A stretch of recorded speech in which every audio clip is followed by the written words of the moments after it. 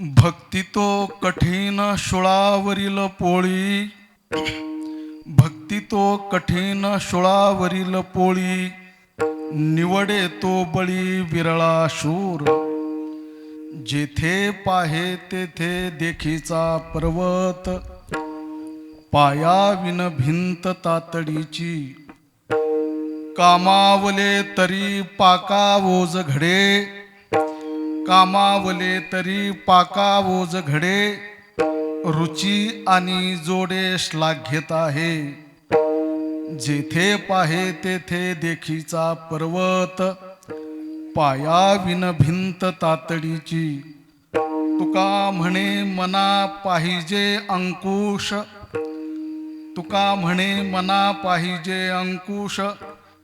नित्य नवा दिश जागृतीचा, जेथे पाहे तेथे देखीचा पर्वत, पायाविन भिंत तातडीची. पांडुरंगा करो प्रथमा नमन, पांडुरंगा करो प्रथमा नमन, पांडुरंगा करो प्रथमा नमन, पांडुरंगा करो प्रथमा नमन. दुसरे चरणा संतांची या, दुसरे चरणा संतांचे या, दुसरे चरणा संतांचे या. त्यांच्या कृपादाने कथेचा विस्तार, त्यांच्या कृपादाने कथेचा विस्तार, त्यांच्या कृपादाने कथेचा कृपादाने कथेचा विस्तार. बाबाजी सद्गुरुदास तुका, बाबाजी सद्गुरुदास तुका, बाबाजी सद्गुरुदास तुका. काय माझी वाणी मानेल संतांसी, रंजवू चित्तासी आपुलिया.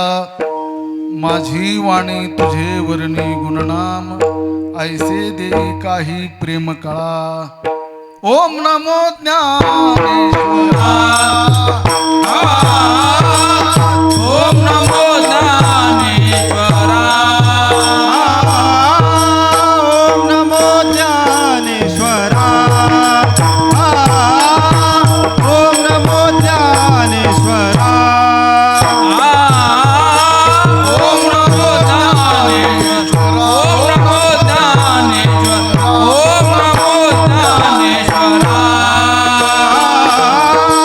ओम नमो ज्ञानेश्वरा. ओम नमो ज्ञानेश्वरा, ओम नमो ज्ञानेश्वरा. करुणा करा दयाळा, करुणा करा दयाळा, करुणा करा दयाळा. तुमचा करुणा करा दयाळा, करुणा करा दयाळा, करुणा करा दयाळा. तुमचा अनुग्रह लाधलो, हो, तुमचा अनुग्रह लाधलो.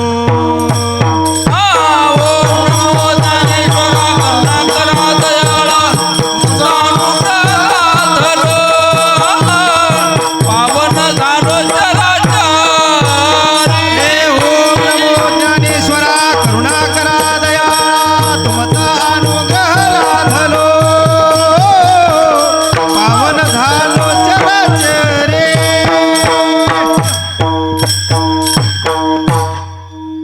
भक्ती तो कठीण शुळावरील पोळी, निवडे तो बळी विरळा शूर. जेथे पाहे तेथे देखीचा पर्वत, पायाविन भिंत तातडीची. प्रस्तुत कीर्तन रूपी सेवेसाठी घेतलेला अभंग जगद्गुरु संत श्रेष्ठ तुकोबाराय यांचा 4 चरणाचा अभंग असून या अभंगामध्ये भक्तीची कठीणता प्रतिपादन केलेली आहे. भक्तीचं वास्तव स्वरूप जे आहे ते जगद्गुरु तुकोबारायांनी या अभंगामध्ये सांगितलंय. विठ्ठल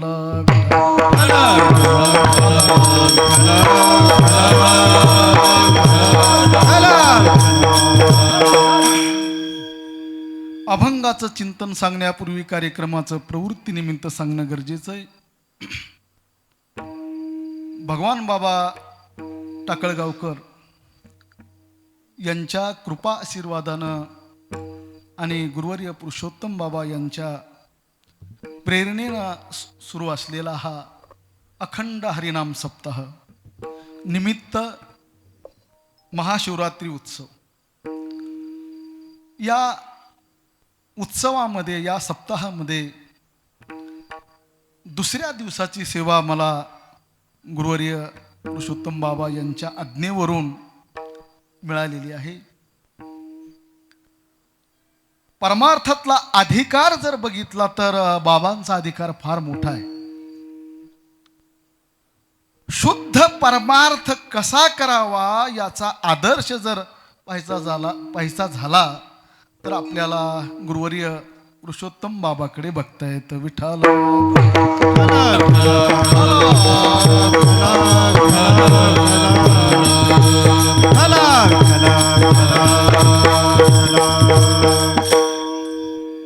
शुद्ध परमार्थ. अनेक लोक परमार्थ करतात पण त्यांच्या परमार्थामध्ये शुद्धता आहे का अन्य काय आहे हे मात्र आपण या ठिकाणी सांगू शकत नाही. शुद्ध परमार्थ करणारे लोक संप्रदायामध्ये फार कमी. साधू संतांनी सुद्धा परमार्थातील शुद्धतेलाच विशेष तत्वाने महत्व दिलेलं आहे. जी शुद्धता आहे ती जपलेली, ती टिकवलेली आहे. ज्ञानाची परंपरा असो, भक्तीची परंपरा असो, त्या परंपरेमध्ये जे सत्व आहे त्या सत्वाची जोपासना करणारा संप्रदाय म्हणजे वारकरी संप्रदाय. विठ्ठल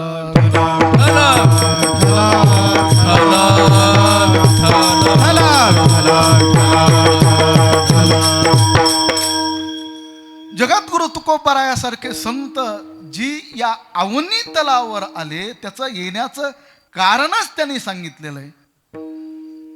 आम्ही वैकुंठ वासी, आम्ही वैकुंठ वासी, आलो याची कारणाशी, आलो याची कारणासी. हे बोलिले जे ऋषी, हे बोलिले जे ऋषी. साच भावे वरताया, साच भावे वर्ताया, साच भावे वरताया, साच भावे वर्ताया. झाडू संतांचे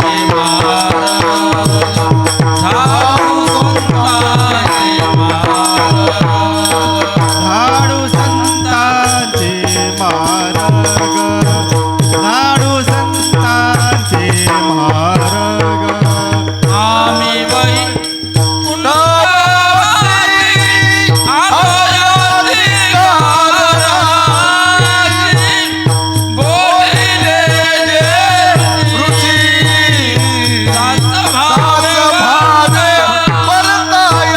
आम्ही वैकुंठवासी, आलो याची कारणासी. बोलिले देवची, सात भावे वर्ताया.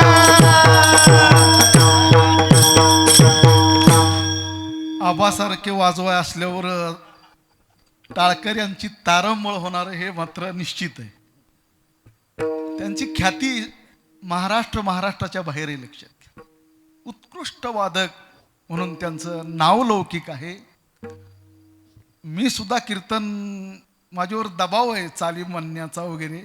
पुढं बाबा बसलेले तर वाजवाय आबा आहेत. त्यामुळं जसं चिंतन घडन त्या पद्धतीनं मी विचार मांडणार आहे. आम्ही वैकुंठवासी, आलो याची कारणासी. बोलिले जे ऋषी, साच भावे वर्ताया. जगद्गुरु तुकोबाराय वर्णन करतात, आम्ही वैकुंठातून या ठिकाणी आलेलो आहोत. आमचं वास्तव्याचं ठिकाण जर काय असेल तर वैकुंठ आहे.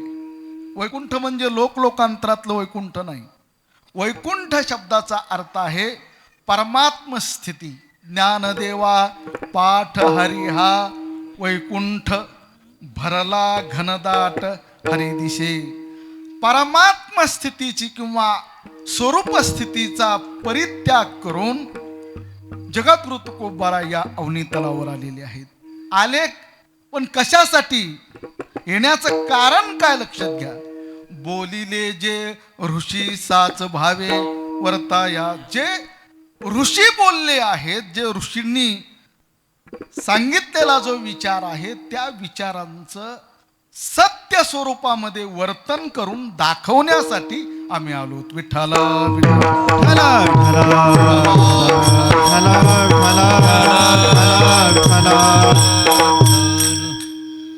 सत्यतेला जगद्गुरु तुकोबारा विशेष महत्व देतात. खोट्याचं जगद्गुरु तुकोबारा यांनी कधीही समर्थन केलं नाही. जे सत्य आहे तेच लोकांपुढे सांगितलं.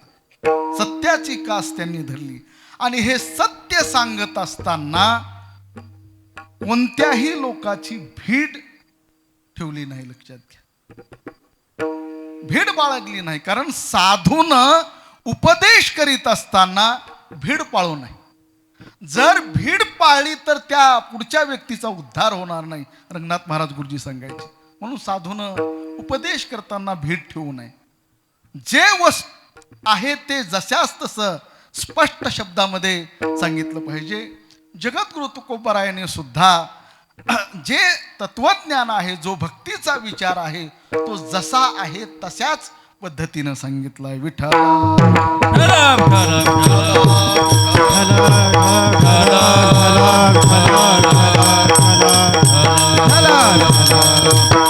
उजळा वया आलो वाटा खरा खोटा निवाडा. आम्ही ज्या वाटा आहेत, ज्या वाटांवर मालिन्य आलेलं आहे, त्या वाटा उजळण्यासाठी आम्ही आलेलो आहोत. मग वाटा नवीन निर्माण केल्या का? तुकाराम महाराजांनी नवीन निर्माण केलेल्या नाहीत. या वाटा वैदिक परंपरेनं या वाटा निर्माण झालेल्या आहेत. वेदामध्ये कर्माचा विचार आहे, वेदामध्ये भक्तीचा उपासनेचा विचार आहे, वेदामध्ये ज्ञानाचा विचार आहे. कर्म या मार्गावर ही मालिन्य आलेलं आहे. उपासना किंवा भक्तीच्या मार्गावर सुद्धा मालिन्य आलेलं आहे आणि ज्ञानाच्या मार्गावर सुद्धा मालिन्य आलेलं आहे. ते मालिन्य दूर करण्यासाठी आम्ही आलेलो आहोत. कर्माच्या वाटेवर काय मालिन्य आलं? कर्मामध्ये जो समारंभ आहे, मूळ कर्म सोडून समारंभालाच लोक महत्व देऊ लागले. हे मालिन्य, हा कर्मामधला दोष आहे. सकामता कर्मामध्ये आली, हा सकामता ह्या सुद्धा कर्मामधला दोष आहे. ज्ञानामध्ये अनुभवापेक्षा शब्द ज्ञानाला विशेष महत्व प्राप्त झालं. हा ज्ञानामधला विशेष तत्वाने काय आहे? दोष आहे. भक्तीमध्ये प्रेमापेक्षा दांभिकतेला विशेष महत्व प्राप्त झालं, दंभाला महत्व प्राप्त झालं. म्हणून दांभिकता भक्तीमध्ये असणं हा दोष आहे. ब्रह्मीमूत रंगनाथ महाराज परभणीकर गुरुजी सांगायचे, कर्मामध्ये कटकट नसली पाहिजे,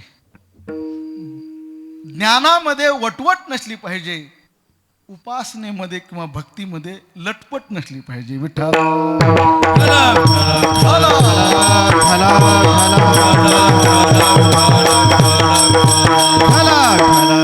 कर्मामध्ये कटकट असणं म्हणजे फलाची अपेक्षा ठेवणं, हा कर्मामधला दोष आहे.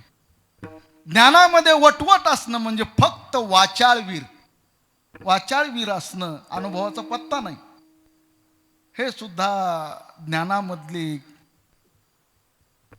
ज्ञान मार्गामधला दोष आहे. आणि भक्ती मार्गामध्ये लटपट नसावी म्हणजे भक्ती मार्गामध्ये बघा सांगितलं दांभिकता नसावी, निष्पाप भक्ती केली पाहिजे. अशा पद्धतीनं या तीनही मार्गावर मालिन्य आलं ते मालिन्य दूर करण्यासाठी जगद्गुरु तुकोबाराय म्हणतात, आम्ही या अवनी तलावर आलेलो आहोत मालिन्य दूर करण्यासाठी. आणि दुसरी गोष्ट, खरा खोटा निवाडा, जे खरं आहे आणि जे खोटं आहे याचं पृथक्करण करून जे खरं आहे त्याचं लोकांना सांगणे. विठ्ठला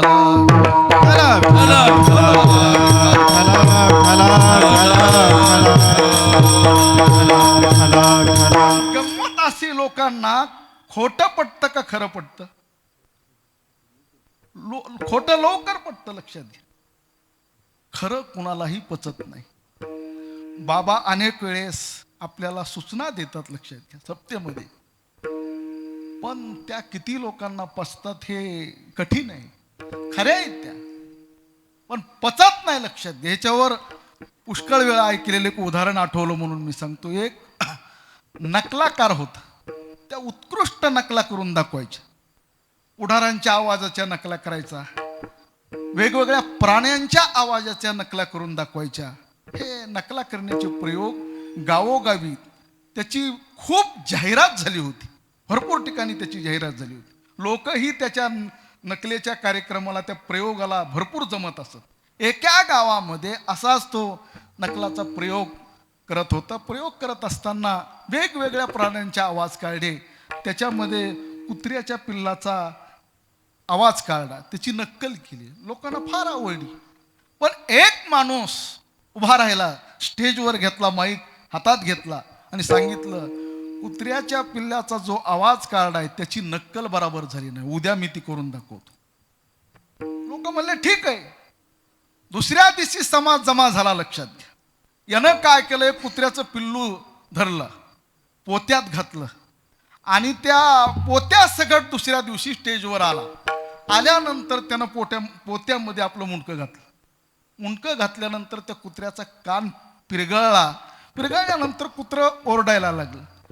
खालून लोक म्हणले, कालची जी नक्कल होती तीच खरी नक्कल होती, आजची काय बरोबर झाली नाही. यानं पोत्यातून कुत्र्याचं पिल्लू काढलं, बाहेर दाखवलं. म्हणला, जिवंत कुत्र्याचा आवाज तुम्हाला सहन झाला नाही, तो खोटा ठरवला तुम्ही. आणि काल नकलाकारानं कुत्र्याचा आवाज काढला, जी नक्कल केली ती तुम्हाला खरी वाटली. म्हणजे लोकांना खरं पटत नाही, लक्षात घ्या, खोटं पटतं. खोट्याला लोक भांबावून जातात. पण संत मात्र खोट्याचं समर्थन करीत नाहीत, खऱ्याचं समर्थन करतात. विठ्ठला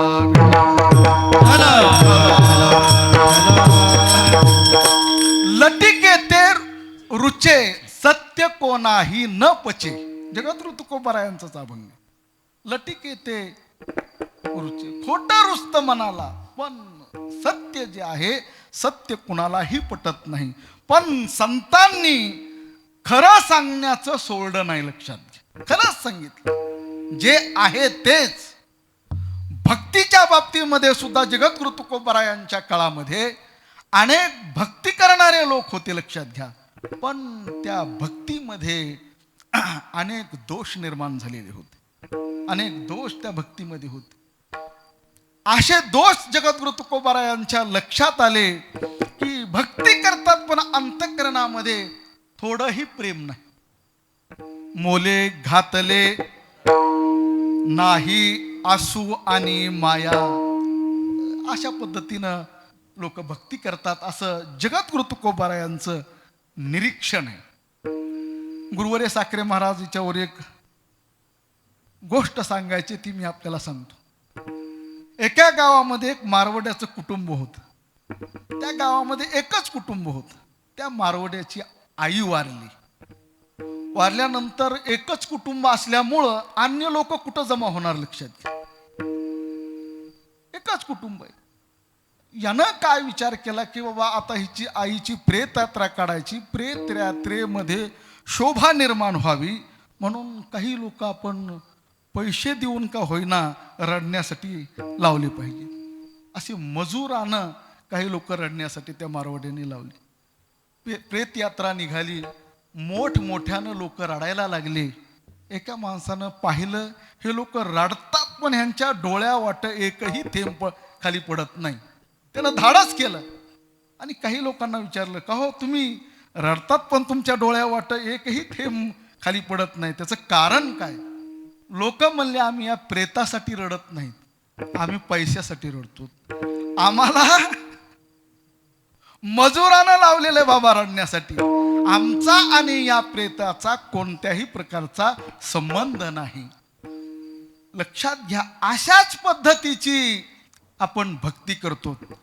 देवाचा ना आपला संबंध नाही. लक्षात घ्या, आम्ही करतो म्हणजे दुसरा करतो म्हणून आम्ही करतो. लक्षात घ्या, असं ज्या वेळेस जगद्गुरु तुकोबारायांच्या लक्षात आलं त्यावेळेस भक्तीचं वास्तव्य स्वरूप काय आहे हे सांगणं गरजेचं आहे असं महाराजांना वाटलं. भक्ती तुम्ही म्हणतात तेवढी सोपी नाही. लक्षात घ्या, भक्ती कशी आहे? भक्ती कठीण आहे. अभंगाच्या प्रथम चरण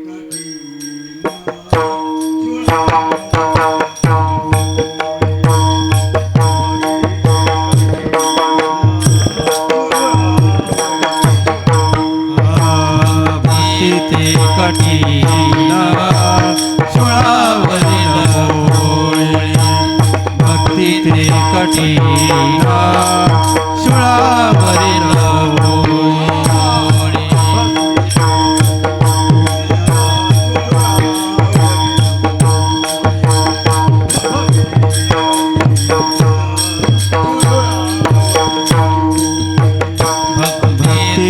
कठीण सुळावरील पोळी, भक्ती तो कठीण सुळावरील पोळी.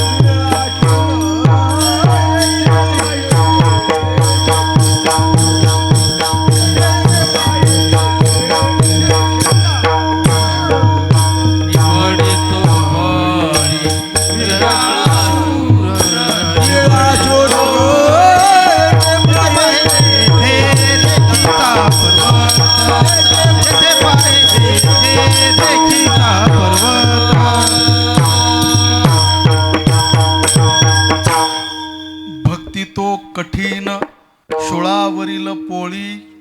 जगद्गुरु तुकोबाराय सांगतात भक्ती तर कठीण आहे. भक्ती काय आहे? कठीण आहे. लक्षात घ्या, अवघड आहे. पण अनेक ठिकाणी संतांनी भक्ती सोपी म्हणून सुद्धा सांगितलेली आहे. भक्ती पंथ बहु सोपा, भक्ती पंथ बहु सोपा, पुण्य नागवे बाबा, येणे जाणे पाये एके खंडते, येणे जाणे पाये कायेची खंडते, येणे जाणे पाये कायेची खंडते.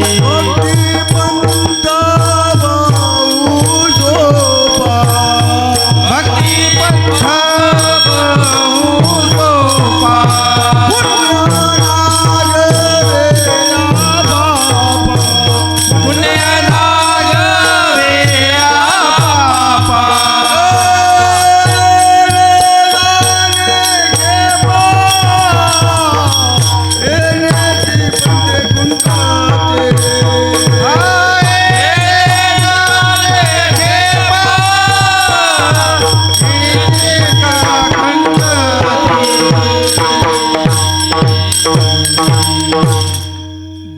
पंथ बहु सोपा पुण्य नागवेया पापा येणे जाणे खेपा येणेची एके खंडती भक्ती पंथ बहु सोपा. भक्ती पंथ शब्द जो आहे हा पंथ शब्द मार्ग साधन या अर्थानं वापरलेला आहे. भक्ती मार्ग भक्ती साधन हे सोपं आहे असं सर्वच संतांनी प्रतिपादन केलेले सांगितलेलं आहे. मग भक्ती कठीण म्हणून जगद्गुरु तुकोबराय कसं सांगतात? एका ठिकाणी सोपं सांगतात आणि एका ठिकाणी कठीण म्हणून सांगतात. काहीतरी एक सांगितलं पाहिजे. भक्ती वास्तविक पाहता भक्ती कठीण आहे ही वास्तविकता आहे आणि भक्ती सोपी आहे म्हणजे अन्य साधनाच्या सापेक्ष. लक्षात घ्या, अन्य साधनापेक्षा भक्ती काय आहे? सोपी आहे. विठ्ठल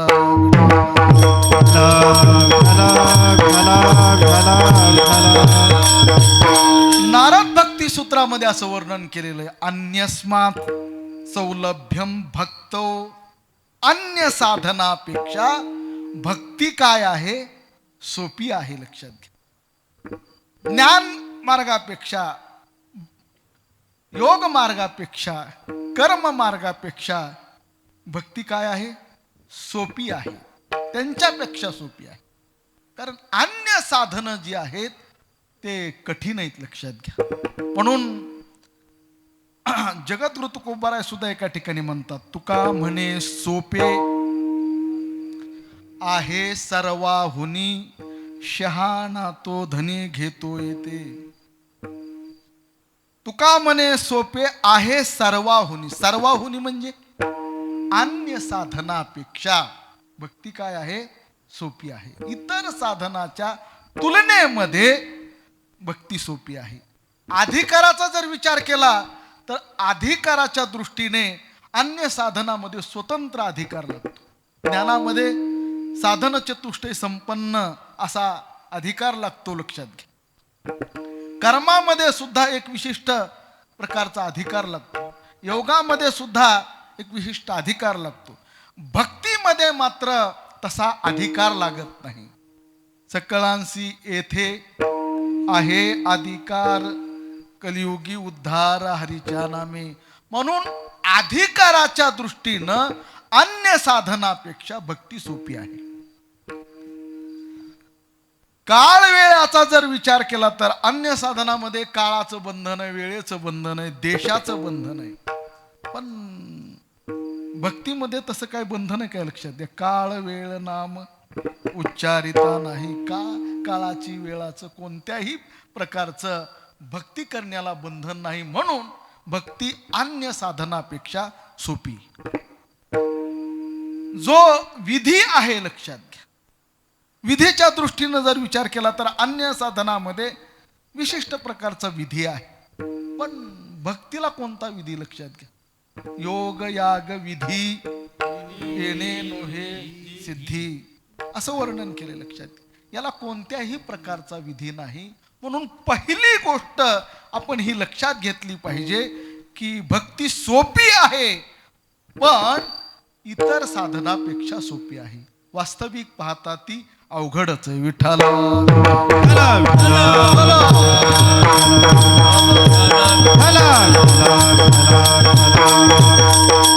दुसरा विचार आपल्याला असा करता येतो की भक्तीमध्ये प्रवेश करताना भक्ती काय आहे? सोपी. प्रवेश करताना जाहिरातच दिली संतांनी, बाबा भक्तीमध्ये कुणालाही प्रवेश मिळतो. या रे लहान थोर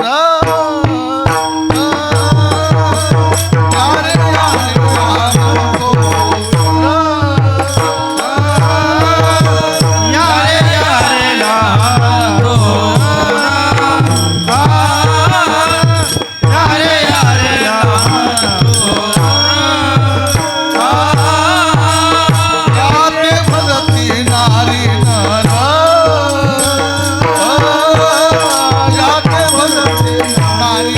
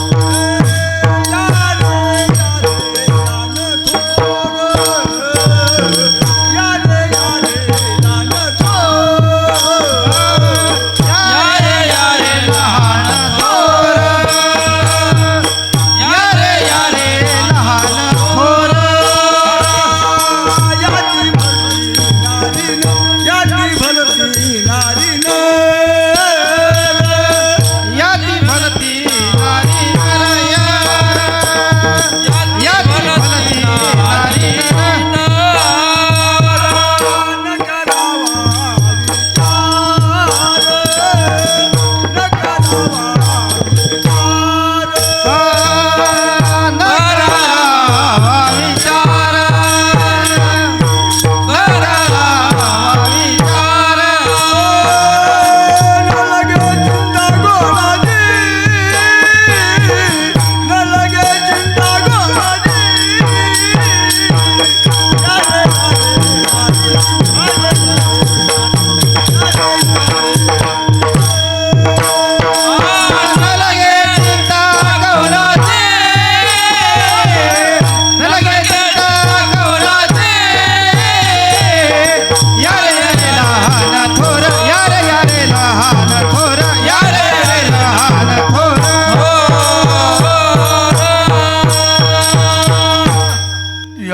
यारे लहान थोर याते भलती नारी नर करावा विचार न लगे चिंता कोणाची.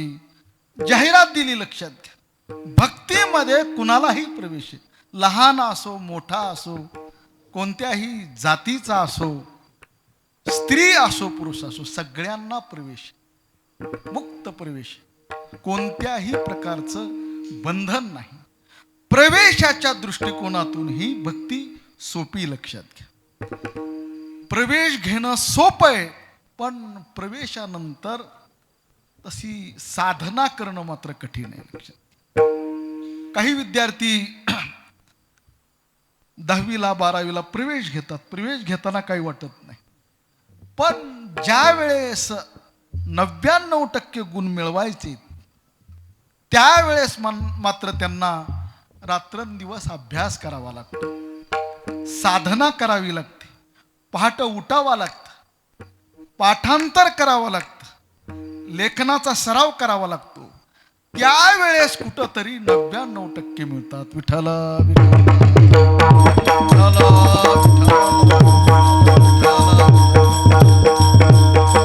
तसं भक्तीचा प्रवेश, लक्षात घ्या, सोपा आहे. ज्ञानेश्वर महाराजांनी सुद्धा याच पद्धतीनं सांगितलंय. हरिपाठाचा पहिला अभंग बघा, त्या अभंगामध्ये म्हटलंय, आसोनी संसारी जिव्हे वेगू करी वेद शास्त्र उभारी बाह्या सदा. आसोनी संसारी, संसारात राहा बाबांनो, पण तुम्ही मुखानं नामस्मरण करा. हे प्रवेशाच्या दृष्टीनं बरोबर आहे, भक्तीमध्ये प्रवेश व्हावा. पण शेवटच्या अभंगामध्ये ज्ञानोबराय सांगतात, लटिका व्यवहार सर्व हा संसार, लटिका व्यवहार सर्व हा संसार, लटिका व्यवहार सर्व हा संसार, वायाईर धार हरी वीण, वायाईर धार हरी वीण, लटिका व्यवहार सर्व हा संसार, लटिका व्यवहार सर्व हा संसार, लटिका व्यवहार सर्व हा संसार, वायाईर धार हरी वीण, वायाईर धार हरी वीण. लटिका व्यवहार सर्व हा संसार, वाया येर झार हरिवेन. या शेवटच्या अभंगामध्ये संसाराचं अनित्यत्व सांगितलेलं आहे. ज्या संसारात राहून तुम्ही नामस्मरण करा असं ज्ञानोबराय सांगतात, त्या संसाराचं शेवटी अनित्यत्व प्रतिपादन करतात. संसाराविषयी मिथ्यात्व निश्चय होणं हे कठीण आहे, लक्षात घ्या. मिथ्यात्व निश्चय होऊन भक्ती करणं सगळ्यात कठीण गोष्ट आहे. म्हणून जगद्गुरु तुकोबाराय सांगतात, बाबा तुम्ही समजतात तशी भक्ती नाही. भक्ती ही वास्तविक स्वरूपानं ती काय आहे, कठीण आहे. भक्ती तो कठीण, भक्ती कठीण आहे. किती कठीण आहे त्याला उदाहरण दिलंय, शूळावरील पोळी. आता हा शूळ जुन्या काळामध्ये माणसानं एखाद्या जर गुन्हा केला तर त्याला सुळावर चढवलं जायचं. ही शिक्षा फार मोठी होती. ज्या वेळेस सुळावर चढवलं जायचं त्याच्या अगोदर त्याला पुरणपोळी खाऊ घालायची. असं लोक करायचे. पुरणपोळी खाऊ घालायची पुन्हा सुळावर चढवायचं. त्याला पुरणपोळी किती गोड लागत असेल लक्षात घ्या. हा एक भाग. आणि दुसरा भाग असा सांगितला जातो की सुळावर पोळी ठेवायची आणि ती सुळावरची पोळी खाली काढायची. लक्षात घ्या. अशी एकानं पैज लावली की सुळावर पोळी ठेवली आणि ती जायची सुळावर वर चढायचं आणि खाली ती काढायची. सूळ फार मऊ असायचं, त्याला तेल लावलेलं. चढणं कठीण. लक्षात घ्या. सुळावर चढायचं म्हणजे कठीण. चढून पोळी काढणं शक्य नाही. लक्षात घ्या. इतकं कठीण आहे. लक्षात घ्या. भक्ती ही त्या पोळीसारखी आणि भक्तीतलं काठिण्य जे आहे ते काठिण्य त्या सोळासारखं आहे. विठ्ठल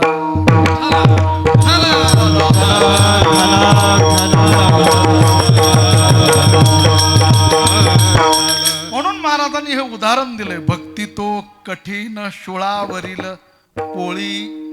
मग कुणी म्हणेल बाबा एवढी जर कठीण भक्ती आहे तर मग भक्ती करायची का नाही असाही प्रश्न आहे. लक्षात घ्या. भक्ती करावा का नाही एवढी कठीण जर तुम्ही सांगतात. असा कोणी करणारा आहे का नाही. जगद्गुरु तुकोबराय म्हणतात करणारा आहे.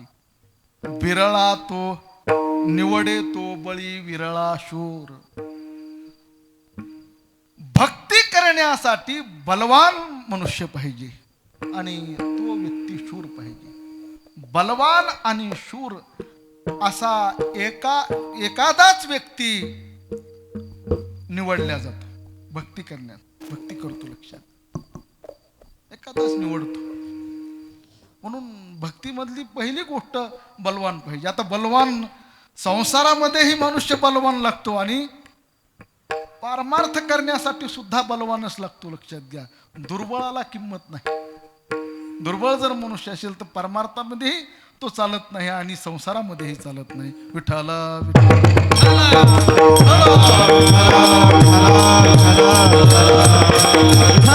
परमार्थ करण्यासाठी सुद्धा भक्ती करण्यासाठी सुद्धा मनुष्य काय पाहिजे बलवान पाहिजे.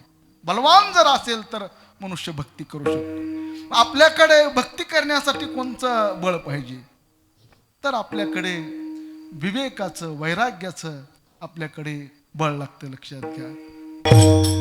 विवेकासहित वैराग्याचे बळ धगधगीत ज्वाळाग्नी जैसा मग तया सुखा अंत नाही पार आनंदी सागर हेलावती. आपल्याकडे भक्ती करण्यासाठी विवेकाचं बळ लागतं वैराग्याचं बळ लागतं. विवेक वैराग्य जर नसेल तर आपण भक्ती करू शकत नाही. म्हणून हे बळ आपल्याकडे असणं गरजेचं आहे. त्याच पद्धतीनं इंद्रियावर आपला निग्रह पाहिजे. इंद्रियांचं दमन आपण केलं पाहिजे. काम क्रोध बंदी खाणी तुका म्हणे दिले दोन्ही इंद्रियांचे धनी आम्ही झालो गोसावी. इंद्रिय आपल्या ताब्यात पाहिजेत. लक्षात घ्या. इंद्रियावर आपण विजय मिळवला पाहिजे. इंद्रिय निग्रह करणं हे सुद्धा काय आहे बळ आहे. धनी आणि गोसावी या दोन्ही शब्दांचा अर्थ एकच आहे. इंद्रियांचे धनी. धनी म्हणजे मालक. गुरुवर्य साखरे महाराज सांगायचे की नामधारी मालक वेगळा आणि सत्ताधारी मालक वेगळा. नामधारी मालकाला तात्पुरतं लोक मानतात. लक्षात घ्या. नावापुरतच या मालक बसा. पण जो सत्ताधारी मालक असतो लक्षात घ्या त्या सत्ताधारी मालकाचा ऐकतात लोक. लक्षात घ्या. तुकाराम महाराज म्हणतात आम्ही इंद्रियांचे मालक आहेत पण ते मालक कसे आहेत नामधारी मालक नाहीत ते सत्ताधारी मालक आहेत. लक्षात घ्या. म्हणून भक्ती करण्यासाठी जसं विवेकाचं बळ पाहिजे वैराग्याचं बळ पाहिजे तसा इंद्रिय निग्रह इंद्रिय निग्रहाचं सुद्धा काय पाहिजे, बळ पाहिजे. पण आपल्या उलट आहे आपलं. आपण दुबळेत, लक्षात घ्या, कारण आपण इंद्रियांच्या अधीन गेलेलो आहोत. विठाला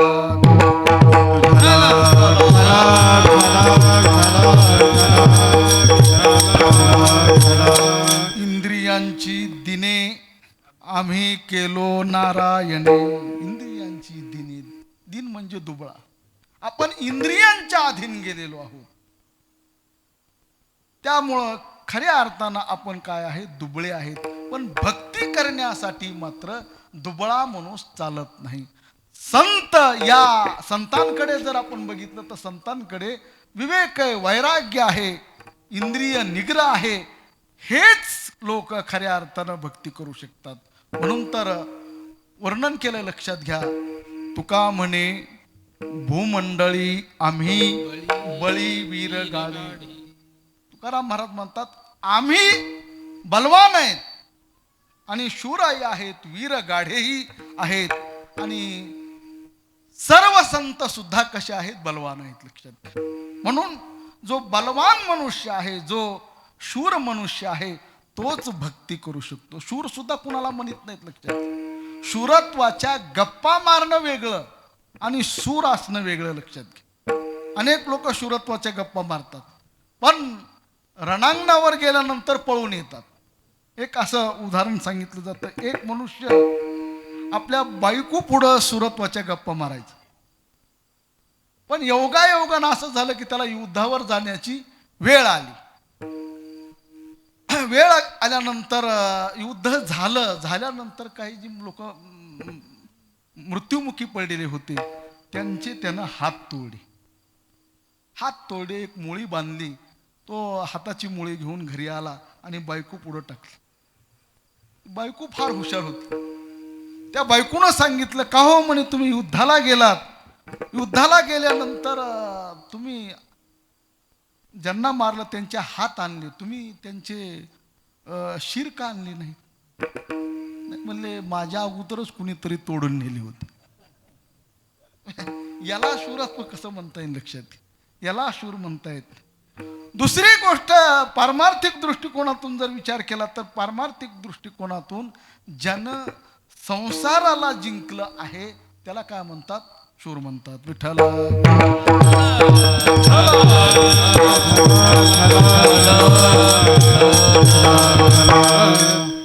जिंकावा संसार येणे नावे तरी शूर. याला सूर खऱ्या अर्थाने म्हणतात. संसार ज्यांनी जिंकलेला आहे, संसाराविषयी ज्यांना मोह राहिलेला नाही, आसक्ती राहिली नाही, अशा व्यक्तीला शूर म्हणतात. असा व्यक्ती जो बलवान आहे आणि जो शौर्य संपन्न आहे, ज्याच्याकडे जो शूर आहे, असाच व्यक्ती काय करतो? भक्ती करू शकतो, भक्तीचा अधिकारी आहे. असे किती लोक आहेत? असा एखादाच आहे. लक्षात घ्या. मनुष्यानाम सहस्रेषु कश्चिद् यतति सिद्धये यततामपि सिद्धानाम कश्चिन् मा व्यक्ती तत्वतः. हजारातून एखादा पुरुषच, लक्षात घ्या, भक्ती करणारा असतो. तुकाराम महाराज म्हणतात, विरळा ऐसा कोणी,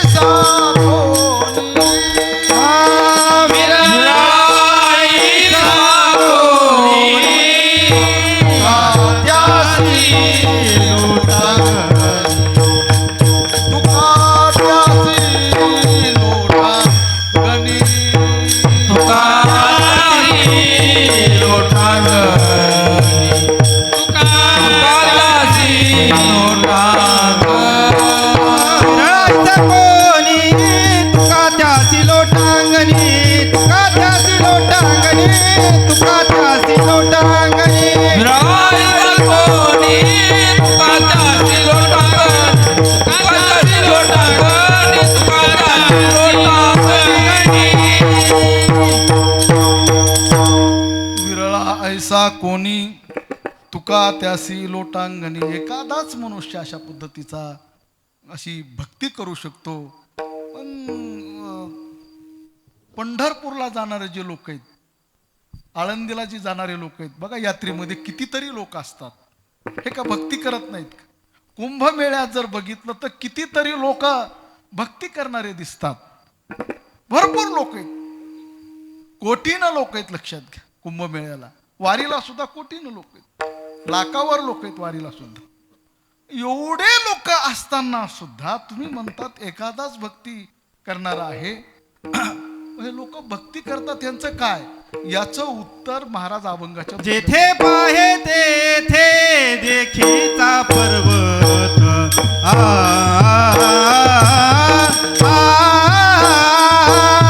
जेथे पाहे तेथे देखीचा पर्वत.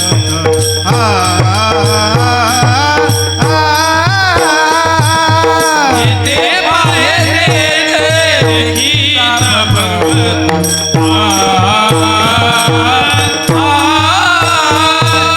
येथे बाहेर देखीचा पर्वत.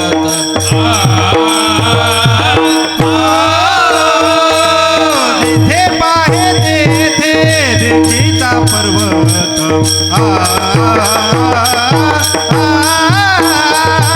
जेथे पाहे तेथे देखीचा पर्वत.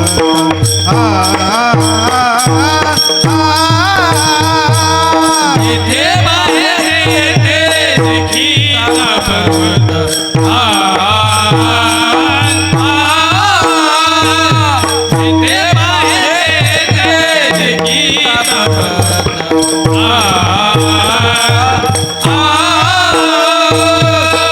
पायावीन भिंत तातडीची.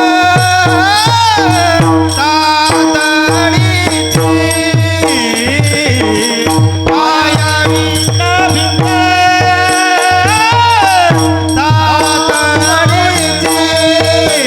जेथे पाहे तेथे देखीचा पर्वत.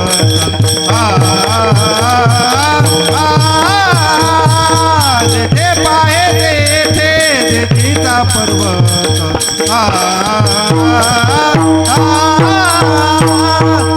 पायावीन भिंत तातडीची.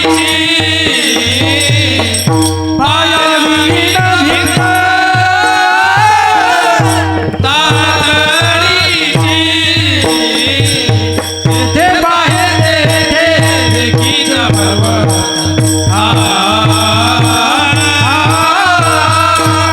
येथे बाहेर देखीचा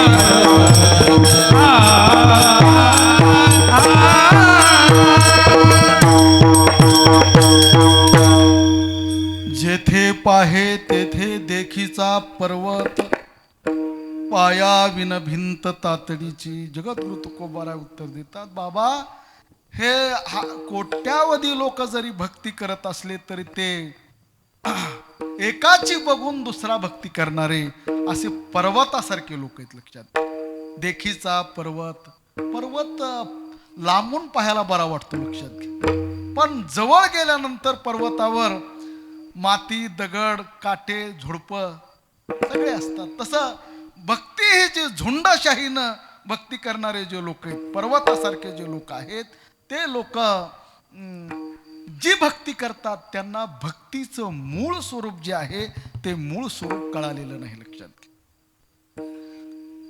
एकाची भक्ती करून दुसरा करतो. लक्षात घ्या, आपण एखाद्याला जर विचारत तुम्ही पंढरपूरला का जातात वारीला, तो म्हणतो काही नाही, शेजारचा गेला म्हणून मी गेलो.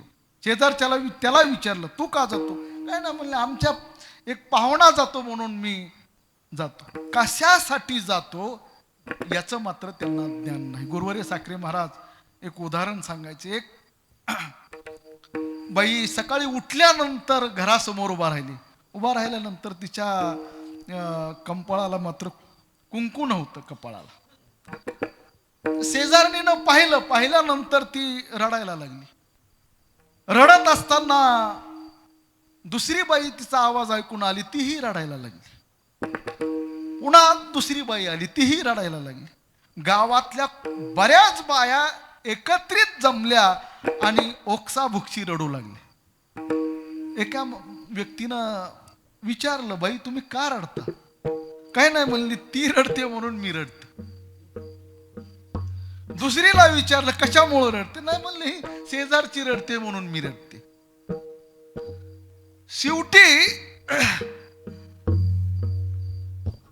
ज्या बाईसाठी हे रडत होते त्या बाईला विचारलं, तू का रडते? काय नाही म्हणली, ही जी शेजारची इथं आली आणि माझ्याकडे पाहिला आणि रडायला लागली. त्या बाईला म्हणली, तू का रडते? काय नाही म्हणली, हिच्या कपाळावर कुंकू नसल्यामुळं हिचा पती इथून निघून गेलेला आहे, वैकुंठाला निघून गेलेला आहे असं समजून, म्हणजे मेलेला आहे असं समजून मी रडायला लागले.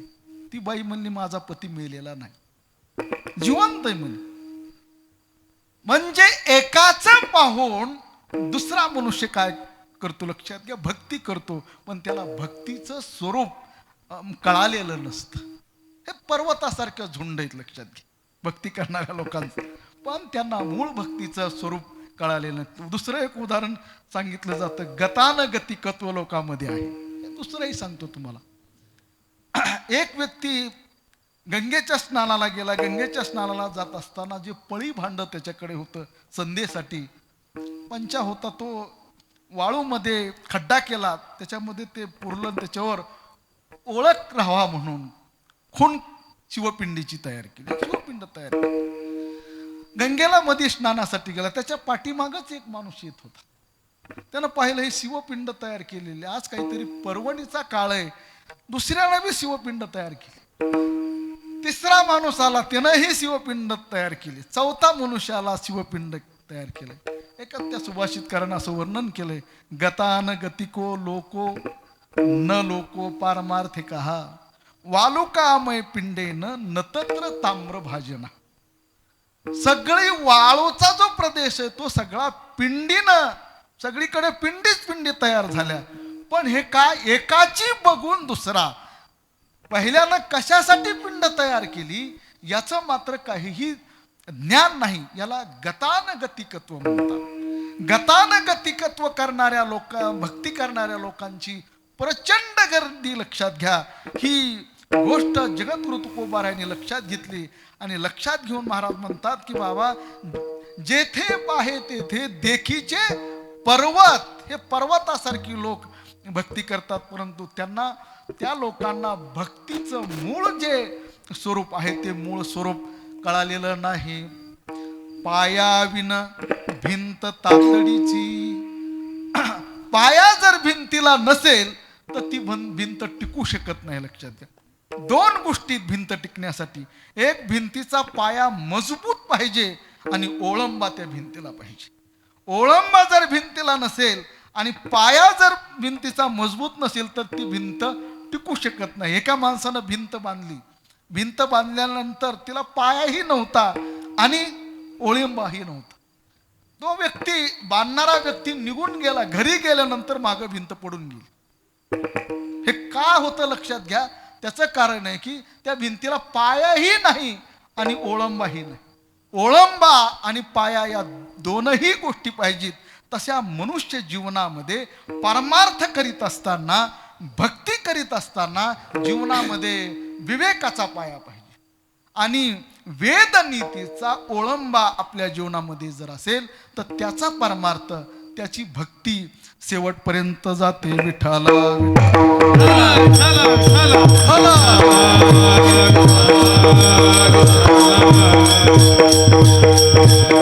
आपल्या संप्रदायाचा पाया लक्षात घ्या, ज्ञानेश्वर महाराजांनी रचलेला आहे.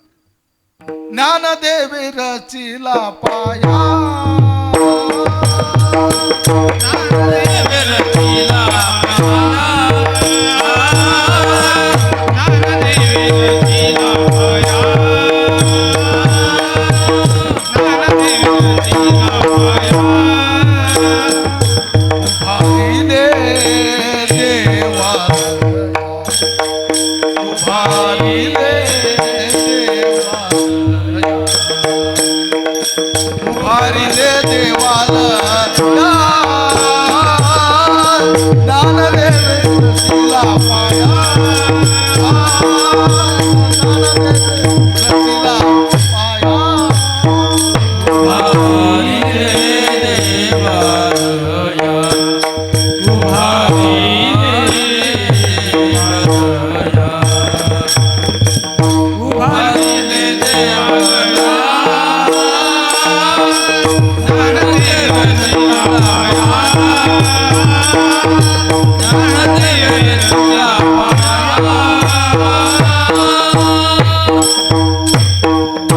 ज्ञानदेवे रचला पाया उभारिले देवालया. या भागवत धर्म मंदिराचा पाया ज्ञानेश्वर महाराजांनी रचला. याला अद्वैत तत्वज्ञानाची बैसका प्राप्त करून दिली. म्हणून हा संप्रदाय आज टिकून आहे. नाही तर वास्तविक पाहता अनेक संप्रदाय निर्माण झाले काळा आणि काळाच्या ओघामध्ये लयाला गेले, धुळीला पोहोचले. लक्षात घ्या, कितीतरी संप्रदाय ज्यांना राज आश्रय मिळाला आणि राज आश्रय मिळाल्यानंतर ते उदयाला आले, भरभराटेला आले आणि कधी मावळले हे कळालंही नाही. पण वारकरी संप्रदाय हा टिकून आहे. त्याचं एकमेव जर कारण काय असेल तर वारकरी संप्रदायाचा जो पाया आहे तो पाया पक्का आहे. आणि या पायाला वेदनीतीचा ओळंबा दिलेला आहे. नैतिकता ज्याला म्हणतात, ह्या नैतिकतेवर हा संप्रदाय उभा आहे म्हणून आज टिकलेला आहे. तसं जीवनामध्ये सुद्धा आपल्या विवेकाचा पाया पाहिजे, विवेक पक्का पाहिजे. लक्षात घ्या. आणि आपल्या जीवनामध्ये मूल्य आपल्या जीवनामध्ये असली पाहिजे, नैतिकता आपल्या जीवनामध्ये असली पाहिजे. नैतिकता ही ओळंब आहे आपल्या जीवनामध्ये. असं जर असेल तर आपला पाय कुठंही घसरणार नाही. लक्षात घ्या. आपण भक्ती करत असताना सुद्धा आपल्या अंतकरणामध्ये कधीही पाप वासना निर्माण होणार नाही. लक्षात घ्या. पाप करण्याची वृत्ती निर्माण होणार नाही. त्याचं कारण आहे की आपण नीतिमूल्यांचं पालन करतो. म्हणून या ठिकाणी जगद्गुरु तुकोबाराय सांगतात की जेथे पाहे तेथे देखीचा पर्वत, पाया विन भिंत तातडीची.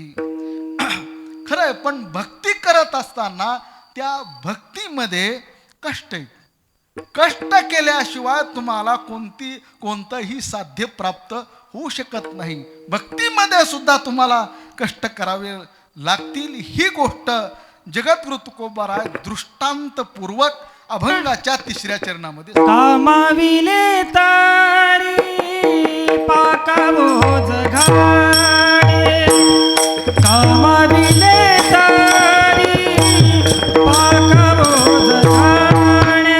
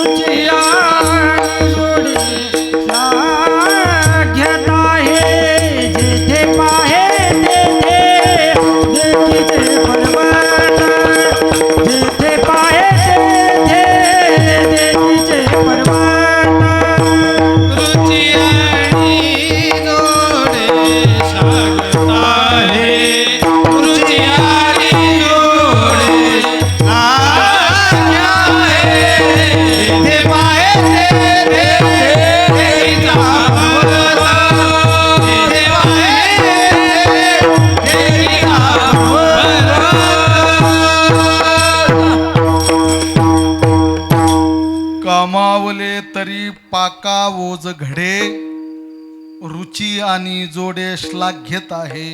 जगद्गुरु तुकोबाराय सांगतात, कामाविले तरी पाका ओज घडे. स्वयंपाक करत असताना तुम्हाला कष्ट घ्यावे लागतात. कष्ट जर घेतले नाहीत तर तुमचा स्वयंपाक ओज पूर्ण निर्माण होऊ शकत नाही. कष्ट घेतले पाहिजेत. बघा, तुम्ही धान्य घरात आल्यानंतर त्या धान्याला निवडल्या जातं, चाळल्या जातं, चाळून घेतलं जातं, त्याच्यातले खडे वेगळे केले जातात, त्याचं दळण तयार केलं जातं.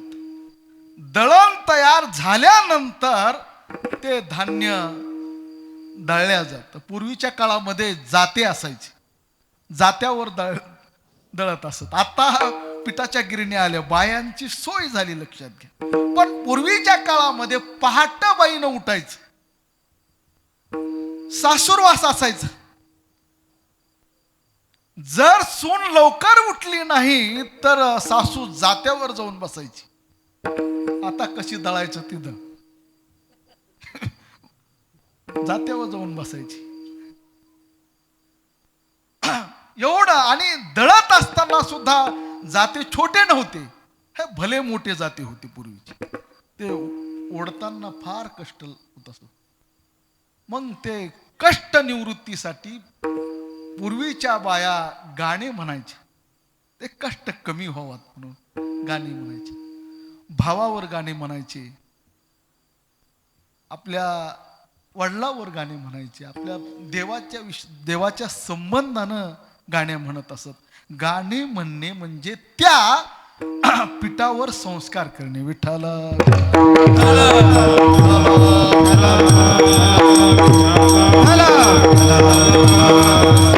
आता पिठाच्या गिरणीत दळण घातल्यानंतर 1-2 मिनिटात तर पीठ तयार, त्याच्यावर संस्कार होत नाहीत. पूर्वीच जात्यामधून जे पीठ यायचं त्याच्यावर विशिष्ट पद्धतीचे संस्कार केले जायचे.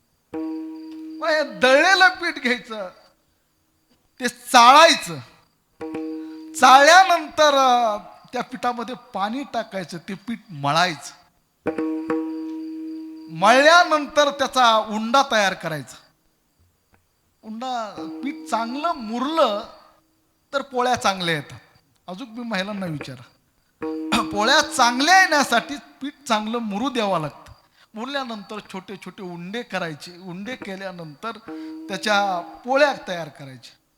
ती पोळी गोल आली पाहिजे. आता नवीन मुली ज्या आहेत या शिक्षणामध्ये एवढा काळ घालवतात, लक्षात घ्या, आणि शेवटच्या टप्प्यामध्ये कुठंतरी स्वयंपाक करायचं शिकतात. पोळी लाटायला गेल्या की महाराष्ट्राचा नकाशा तयार होतो, दुसरी लाटाय गेले की भारताचा नकाशा तयार होतो. पोळी गोल येतच नाही, लक्षात घ्या. गोल येण्यासाठी फार मेहनत घ्यावी लागते, कष्ट लागतात, त्याचा सराव पाहिजे. सरावानं पोळी गोल होते. पोळी तयार केल्यानंतर ती तव्यावर टाकायची, तिला फिरवायचं. फिरवीत असताना हाताला चटके बसतात, लक्षात घ्या. तो एक कष्टच आहे, त्रासच आहे, चटके बसतात. त्या पोळीला उलटं करायचं, पालतं करायचं, चांगली भाजायची. पोळी चांगली भाजली का नाही हे कशावरून कळतं? पोळीच्या काटावरून कळतं, लक्षात घ्या. काट जर व्यवस्थित भाजलेले असेल तर पोळी व्यवस्थित भाजली आहे हे समजतं. पोळी भाजल्यानंतर ती व्यवस्थित ठिकाणी ठेवली पाहिजे, लक्षात घ्या. ठेवण्याची व्यवस्था सुद्धा व्यवस्थित पाहिजे, म्हणजे स्वच्छता पाहिजे. या सगळ्या गोष्टी करणं म्हणजे कामाविले. कामाविले शब्दाचा अर्थामध्ये ह्या सगळ्या गोष्टी येतात, म्हणजे कष्ट आहेत. कष्टाशिवाय तुम्हाला स्वयंपाक करता येत नाही. लक्ष, आता लोकांना कष्ट नकोय. आता लोकांना फुकट खाया कसं मिळन हे बघतात, कष्ट न करता खायचं. कुठं मग काही लोक आता शहरामध्ये राहणारे जे लोक आहेत ते घरी स्वयंपाकच करत नाहीत, लक्षात घ्या. दोघंही ड्युटीला असतात, ड्युटीहून आलं बॅग ठेवतात आणि संध्याकाळी फिरायला जातात आणि एखाद्या हॉटेलमध्ये जेवण करतात. काही लोकांनी तर मेसचे डबे लावलेले, पण मेसचं अन्न खाणं, लक्षात घ्या, हे निकृष्ट असतं. त्याच्यामध्ये मेहनत केलेली नसते, त्याच्यावर विशिष्ट पद्धतीचे संस्कार केलेले नसतात. त्या अन्नामध्ये स्वच्छता नसते, पावित्र्यता नसते. म्हणून असं अन्न आपण घेतल्यानंतर सुद्धा त्या अन्नापासून ओझ निर्माण होत नाही. आणि ओज निर्माण जर झालं नाही तर तुमच्या शरीरातली रोग प्रतिकार शक्ती जी आहे ती काय होते, कमी होते. लक्षात घ्या. तुमचा उत्साह राहत नाही, तुमचं तेज राहत नाही. लक्षात घ्या. हे कशामुळं घडतं? निकृष्ट अन्न खाल्यामुळं. विठ्ठल विठ्ठला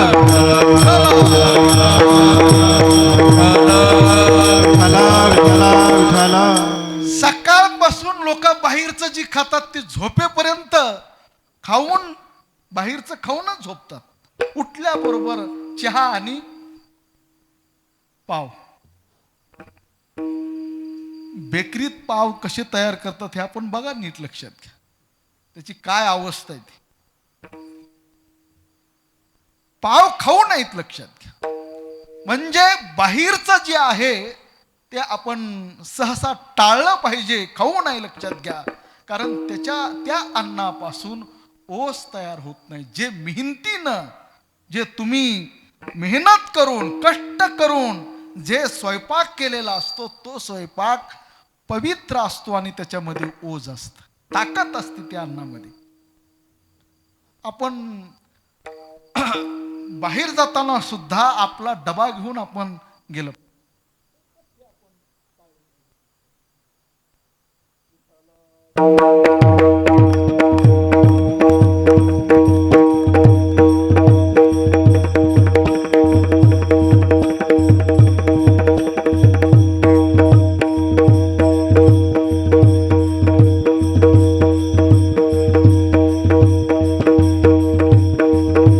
भाजी करत असताना सुद्धा भाजी चिरावी लागते, त्याला स्वच्छ धुवावं लागतं.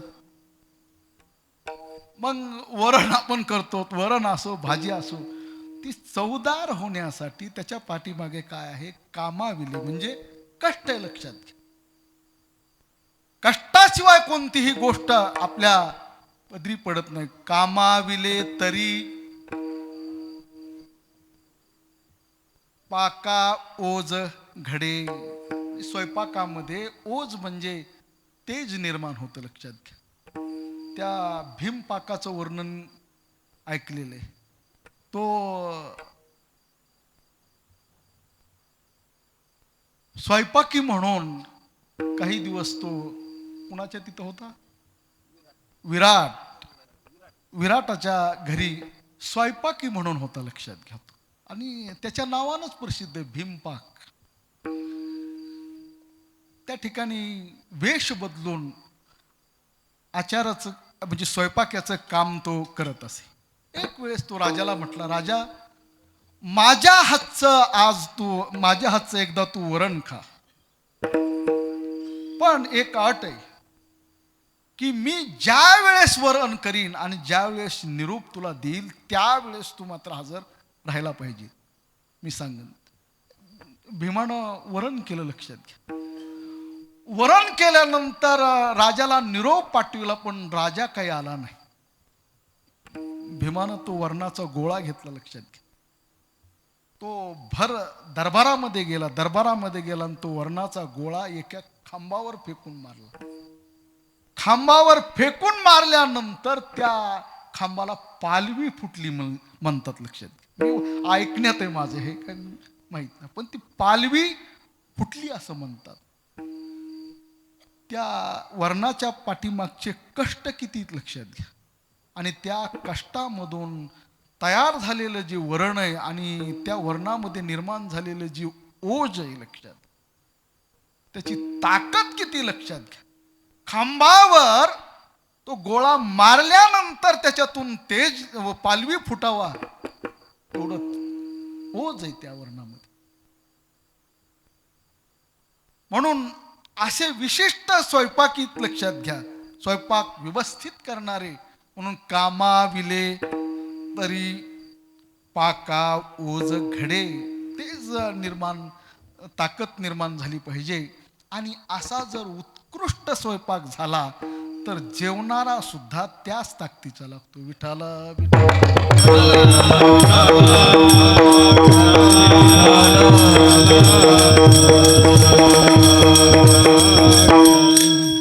स्वयंपाक ही रुचकर, त्या स्वयंपाकामध्ये रुची निर्माण झालेली असते. आणि जेवणारा सुद्धा तितकाच उत्साही पाहिजे, त्याला सुद्धा रुची निर्माण झाली पाहिजे. स्वयंपाक चांगला झालाय पण जेवणाराच उत्साही नाही, त्यालाच रुची निर्माण झाली नाही, त्या स्वयंपाकाचा उपयोग होत नाही. लक्षात ज्ञानेश्वर महाराज, गुरुवर्य साखरे महाराज नेहमी उदाहरण सांगायचे. सुगृहिणी आणि उदारिणी, उदारे रसज्ञ आणि जेवणारे. सुगृहिणी आणि उदारी. सुग्रीण असते पण ती उदार नसते, आणि उदार असते ती सुगरीण नसते. लक्षात घ्या. एखादा बाई उत्कृष्ट स्वयंपाक करते पण पंक्तीला वाढायला लागली तर हवं का म्हणते. हवं म्हणायचं का पुढं निघून जायचं, याला गरज आहे खायची, पुढं निघून जायचं.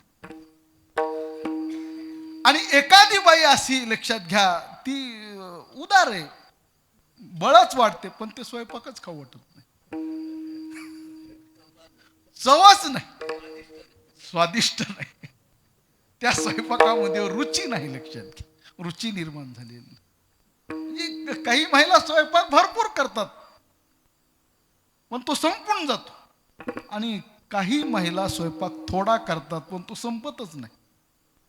थोडा केला तरी संपत नाही, कारण त्याच्यात चवच नसते, रुचीच निर्माण झालेली नसते.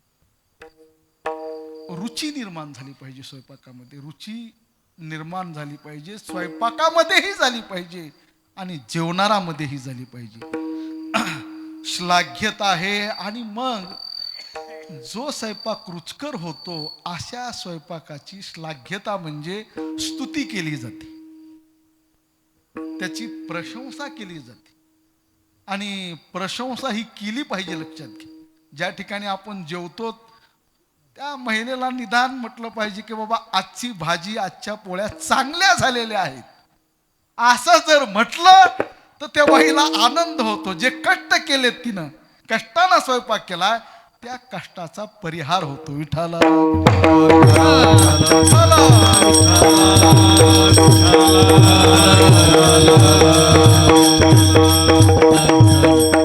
हा दृष्टांत जगद्गुरु तुकोबाराय देतात. लक्षात घ्या की बाबा स्वयंपाकामध्ये ज्या पद्धतीनं कष्ट आहेत, कष्टानंतर त्याच्यामध्ये ओज गुण निर्माण होतो, रुची निर्माण होते, लोक त्याची स्तुती करतात. त्या पद्धतीनं भक्ती करत असताना सुद्धा भक्तीमध्ये तुम्ही कष्ट करा, कष्ट केले पाहिजेत भक्तीमध्ये सुद्धा.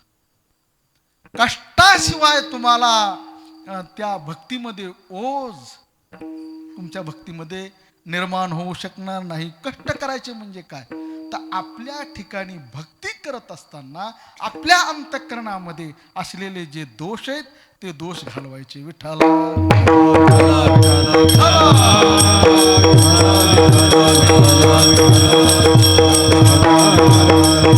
आपण भक्ती करतो पण आपल्या अंतःकरणामध्ये सकामता, इच्छा ठेवून आपण भक्ती करतो, ती सकामता हा दोष घालवला पाहिजे. दोष घालवताना कष्ट होतात. लक्षात, फार कष्ट करावे लागतात. एक एक दोष घालवण्यासाठी एक एक जन्म घ्यावा लागतो असं म्हटलं जातं. जात नाही दोष. सकामता घालवली पाहिजे. आपल्या अंतःकरणामध्ये जी काही पाप, लक्षात घ्या, पाप वृत्ती आहे, ही पाप वृत्ती सुद्धा घालवली पाहिजे. भक्तीला लागण्यापूर्वी पापी माणूस चालतो. लक्षात घ्या, चांडाळ चालतो, पण भक्तीला लागल्यानंतर पाप केलेलं हे आवडत नाही. विठ्ठल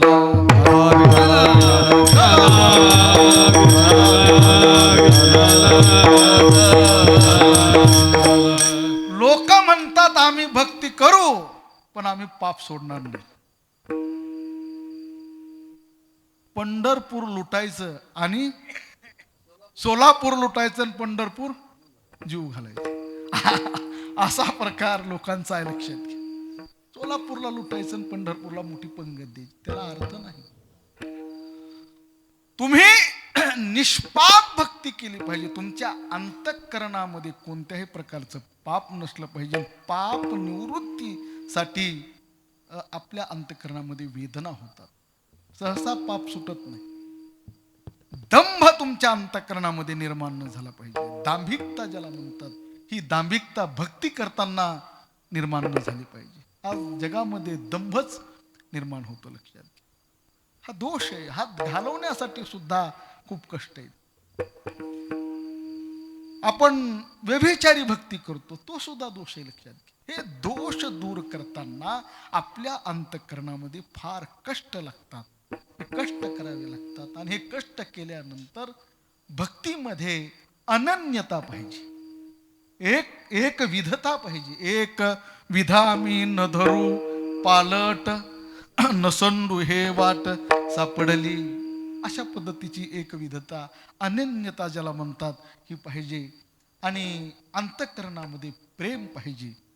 अशी जर भक्ती केली तर त्या भक्तीमध्ये ओज निर्माण होत, ती भक्ती रुचते, लक्षात घ्या.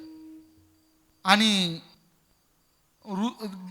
रुची निर्माण त्या भक्तीमध्ये होते. अशी भक्ती देवाला आवडते. हेची थोर भक्ती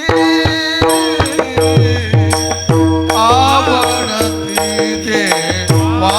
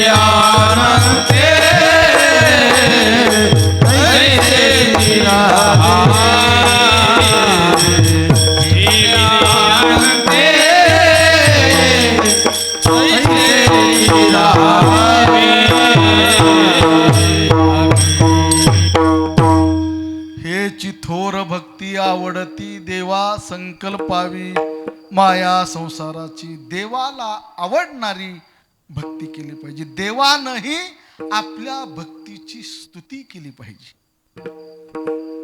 अशी भक्ती केली पाहिजे. त्यासाठी भक्ती करत असताना सुद्धा कष्ट लागतात, कष्ट करावे लागतात. त्यावेळेसच आपल्या भक्तीची देवस्तुती करतो. एकंदरीत 3 चरणाचा भावार्थ झालाय असं समजून उर्वरित एका चरणाचा थोडक्यात विचार सांगून सेवेला पूर्णविराम देऊ. संप्रदायपूर्वक भजन म्हणायचं. विठोबार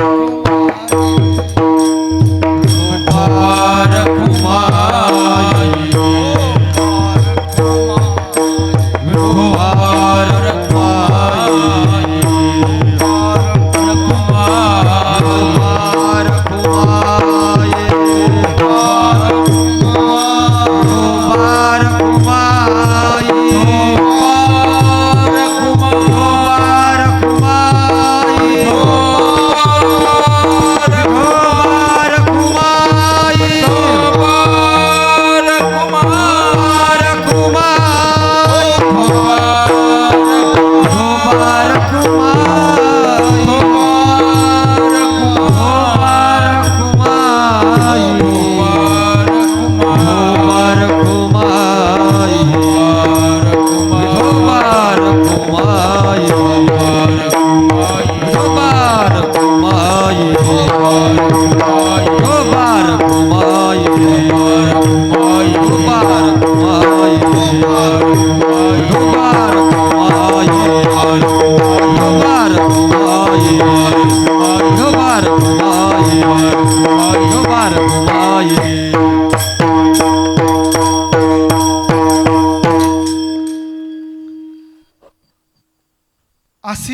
भक्ती करत असताना आपल्या भक्तीची स्तुती देवानं करावी. अशी भक्ती करत असताना ही भक्ती आपल्या मनावर अवलंबून आहे. त्यासाठी आपल्या मनावर अंकुश पाहिजे. तुका ही गोष्ट म्हणे महाराज- मन पाहिजे अंकुश. तुका म्हणे मन पाहिजे अंकुश. तुका म्हणे मन पाहिजे अंकुश. तुका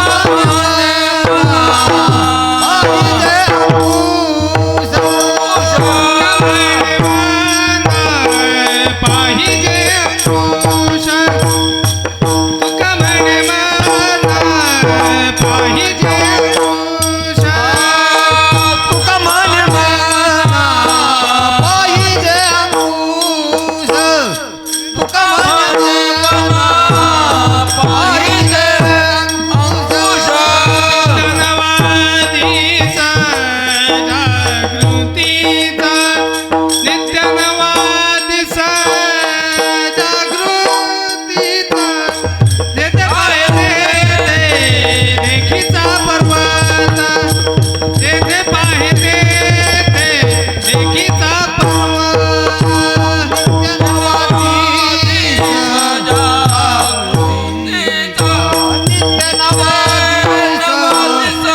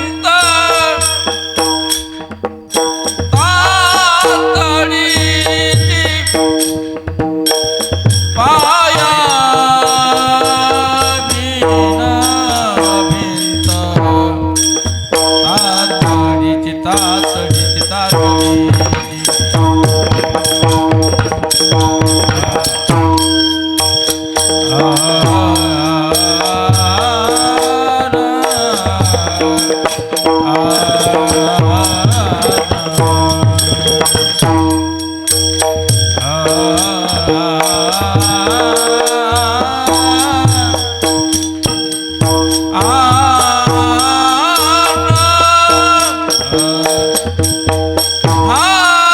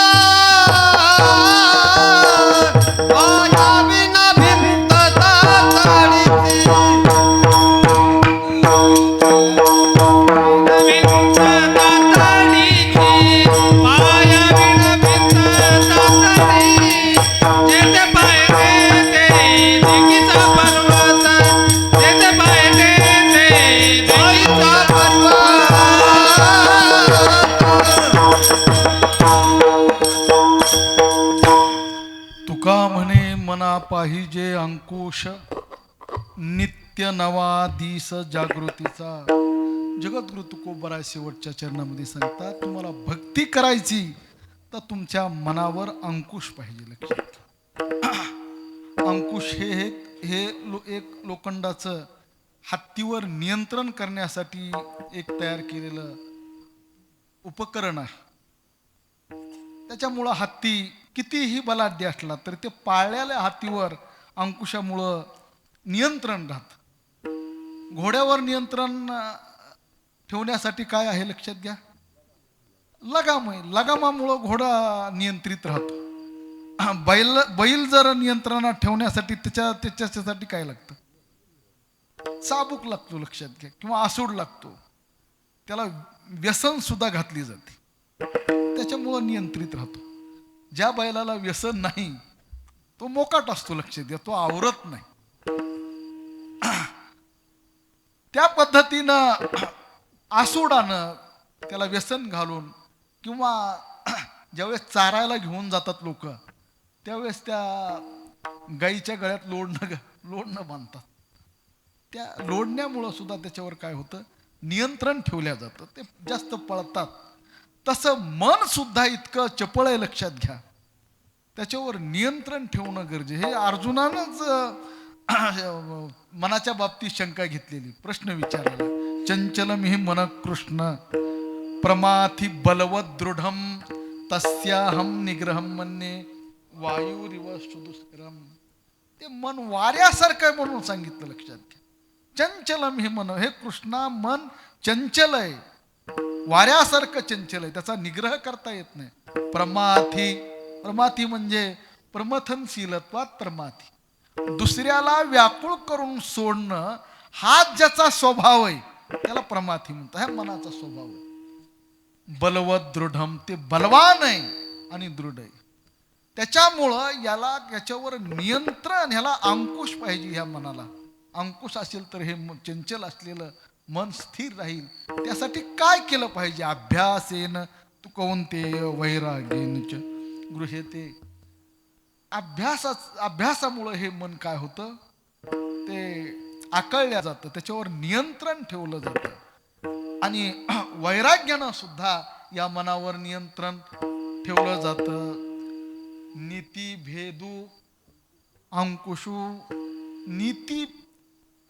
नीतीनं सुद्धा, विवेकाचा सुद्धा अंकुश लक्षात घ्या त्या मनावर आपल्याला ठेवता येतो. नाही तर ती बहिणाबहिणी वर्णन केलंय, मन ओढाय ओढाय उभ्या पिकातल ढोर, किती हाकल फिरये शेतावर.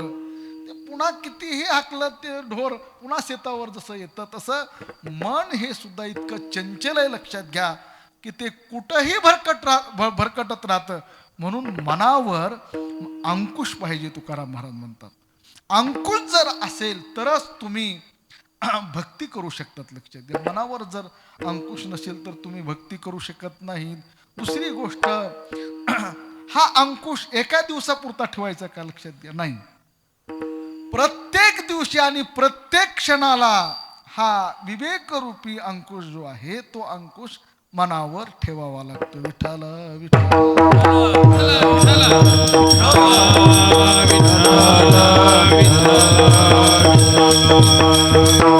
तुका मने मना पाहिजे अंकुश नित्य नवा दिस जागृतीचा. हा विवेक जो आहे तो विवेक आपण जागा ठेवला पाहिजे, जागा राहिलं पाहिजे. आणि त्या असा जर विवेकाविषयी जर आपण जागे राहू तर त्या मनावर नियंत्रण येईल. आणि मन हे पुन्हा भक्ती जर करू लागलं, भक्ती जर मनानं अशा केली तर ते मन हे मन राहणार नाही. मन हे राम झाले प्रवृत्ती ग्रासुनी कैसे निवृत्तीसी आले. ते मन हे मन राहणार नाही. लक्षात घ्या, ते परमात्मा स्थितीला प्राप्त होईल. पण यासाठी अशी सगळी साधना तुम्हाला करावी लागेल. म्हणून मुळात भक्तीचं स्वरूप जे आहे ते स्वरूप कसं आहे, कठीणच आहे. पण भक्तीमध्ये प्रवेश व्हावा म्हणून भक्ती सोपी सांगितली आणि अन्य साधनाच्या तुलनेमध्ये भक्तीची सुलभता सांगितलेली आहे. म्हणून आपल्याकडून सुद्धा अशी शास्त्र शुद्ध भक्ती घडावा याच्यासाठी आपल्याला बाबा उपलब्ध आहेत, लक्षात घ्या. शुद्ध परमार्थ कसा करावा हे अशा महात्म्याकडून आपल्याला शिकता येतं. निष्काम सप्ताह हे मुळात संकल्पनाच अगदी शुद्ध आहे, लक्षात घ्या. पण लोकांना आवडत नाही. जिथं पाकिट जास्त भरले जातात तिथं लोकांची ओढ आहे. पण वास्तविक पाहता संतांना हे अपेक्षित नाही. सेवा भाव अंतकरणामध्ये ठेवूनच आपण परमार्थ केला पाहिजे, तरच आपला उद्धार होऊ शकतो. यथामती अभंगाचं चिंतन झालंय असं समजून यामध्ये शास्त्र सुद्धा असेल ते गुरुवर्य साखरे महाराजांकडे जे काही थोडंफार श्रवण केलेलं आहे त्याचा एक अनुवाद म्हणून मी आपल्या पुढं मांडलेला आहे. आणि वाणीचा दोष असेल, काही बोलताना माझ्याकडून चुकी झाली असेल, एखादा शब्द गेला असेल तर तो माझी मला परत द्या, तो त्याची दुरुस्ती करता येईल. आणि चांगला विचार घेऊन मात्र आपण भक्ती करावा आणि आपलं जीवन परिपूर्ण करावा एवढं सांगून सेवेला मी पूर्ण विराम देतो. ज्ञानेश्वर ज्ञानराज माऊली माऊली ज्ञानराज माऊली ज्ञानेश्वर